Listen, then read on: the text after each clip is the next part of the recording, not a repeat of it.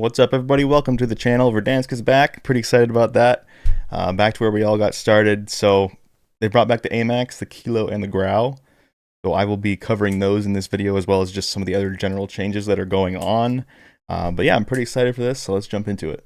All right, some general info here. So you're supposed to have the Kilo unlocked when you log in, but there has been a bug where people aren't having it unlocked, but they're aware of this, so they're working on fixing it.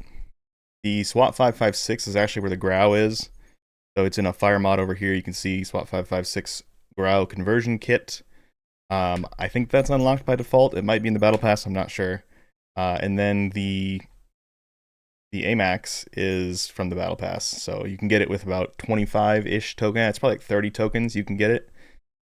So that's going to take a bit of grinding. All right, first thing I want to talk about here is the recoil. We're going to see if they were faithful to the original weapons. I actually have the old data still, so I'm going to turn down the FOV here just so we have a better picture of the recoil. So this is going to be the Amax first. So kind of a slight curve up to the left, then back to the right. And then we're going to do the Kilo 141. Try to put it on that bullet hole. Just up a little bit, to the left a little bit, and then it kind of slows down, which to me sounds pretty familiar. I don't know if you guys remember or not. And then we will jump over and do the SWAT 556 Grau conversion, marksman rifle. Take that into the firing range. You can see we got sort of the Grau iron sights. There's more, like the back is bigger, so it kind of gets in the way a little bit more, but it is the same front post, which is pretty nice. So this is what the Grau recoil looks like.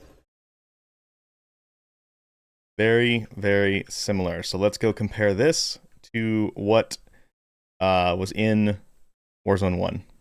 All right, so on the top here, I put the original recoil from Warzone 1 for the Amax, Kilo, and Grau. And there's a chance they're just copy-pasted because there is some variance. So the Kilo looks like it has a little more vertical recoil in the current version in the new game. But the Grau and the Amax look identical to me. There's enough variation in these plots that these two could definitely be the exact same. The Kilo looks like it has a little bit more vertical, but it's still possible that it's just copy-paste. And then the Grau, I'm basically 100% sure is exactly the same. So they've stayed completely faithful to the way the guns look. And I can tell you just from shooting them in the firing range, the visual recoil feels the same as it used to. So I'm thinking they really stayed faithful to these super popular, infamous weapons. All right, over on TrueGameData, I have updated all of the data from the patch notes. So the patch notes don't give enough information for me to get everything perfectly correct, but it should be plus or minus 1 damage at the most in all cases, I believe. I will be testing all of them manually tonight after I post this video, so just pay attention. So you can see down in the bottom left here on my screen, it shows what the data version is. So I say that it's up to date, but it's using temporary estimated values. So when that changes, it'll just say that it's up to date, probably sometime later tonight. But we're just going to look at the Kilo, the SWAT, and the Amax. First of all here, these are perfectly correct because I have tested these in the firing range. I don't have attachments yet for the Kilo or the Amax, but the Grau SWAT 556 does have attachments because it's the SWAT 556, and that was already on the site. Let's just go look at these on TTK chart. So we have, zoom in a little bit here.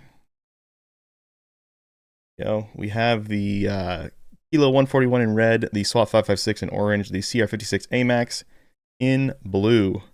Didn't think I'd be saying those words in 2025 again. That's pretty awesome. I'm really looking forward to having Verdansk come back, and I think it looks like they've done a really good job with all of this. So we'll see how it plays out, but it's gonna be fun. But anyway, this is pretty similar to how these guns used to line up in Warzone 1 as well. The Amax was a little harder to use, but it had a faster TTK.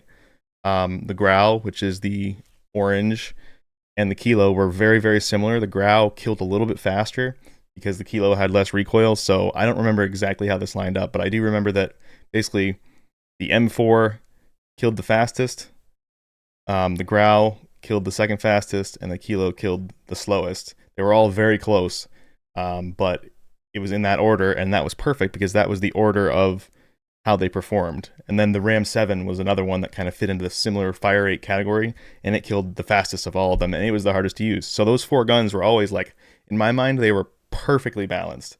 we had the RAM, which was the hardest to use, but I had the fastest TTK. M4, second hardest to use, second fastest TTK. The Grau, super easy to use, but only only a little bit easier than the M4, and it had the third fastest TTK. And then we had the Kilo, and that was the easiest to use with the worst TTK. But they were all really similar, and it was perfectly balanced in my opinion. And then the Amax was a little bit faster and harder to use as well. So this is exactly how it used to line up. I don't remember in the first range if the Kilo and the Grau were like this or not, but out at range, this is kind of exactly what it was like. So just for comparison, I've thrown on all the other Black Ops 6 ARs we had except the XM4, because the XM4 is now terrible after all the changes they've done to it. These have all been updated, like I said, but estimated values, so take this with a grain of salt. I will be testing all these tonight, like I just said.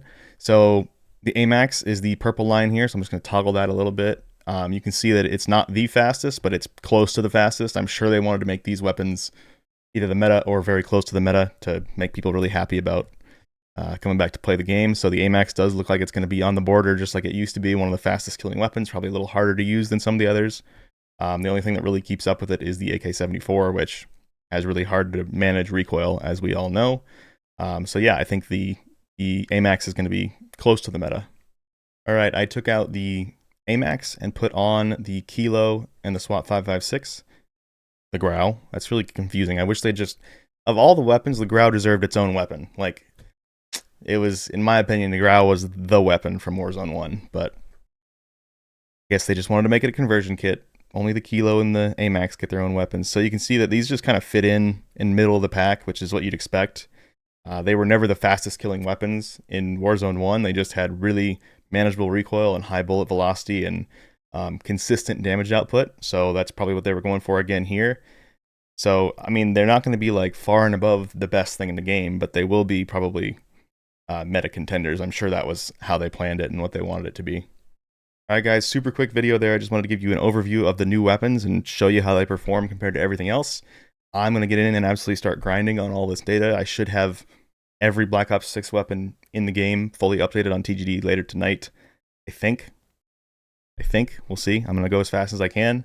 As always, if you guys like the channel, you like the content, I'm going to try to start making more videos again, so don't forget to subscribe, hit the like button, drop a comment, tell me what you're thinking about Verdansk, and if you're excited to come back and try it, or if you think it's just going to be a gimmick, basically, a nostalgic gimmick, and you're just going to end up not playing again. I think it looks pretty good, but we have to actually get in and play it first, obviously. The best way to support always is a direct subscription on TrueGameData. We get almost all of the money from that, whereas like if you're a member on YouTube and you pay me $5 a month through that, I only get like $3.50 or $4 out of that. But when you pay $5 on TrueGameData, I get like 98% of that. So that really helps us to keep doing this. And obviously we've been doing it for 5 years now. So I appreciate all the support we've gotten to be able to do that for 5 years. I'm really trying to get back into it, make more videos, get TGD back up to date and a little bit more features and things like that. But I will see you guys all in the next video, which probably will be tomorrow since I'm trying to make videos more.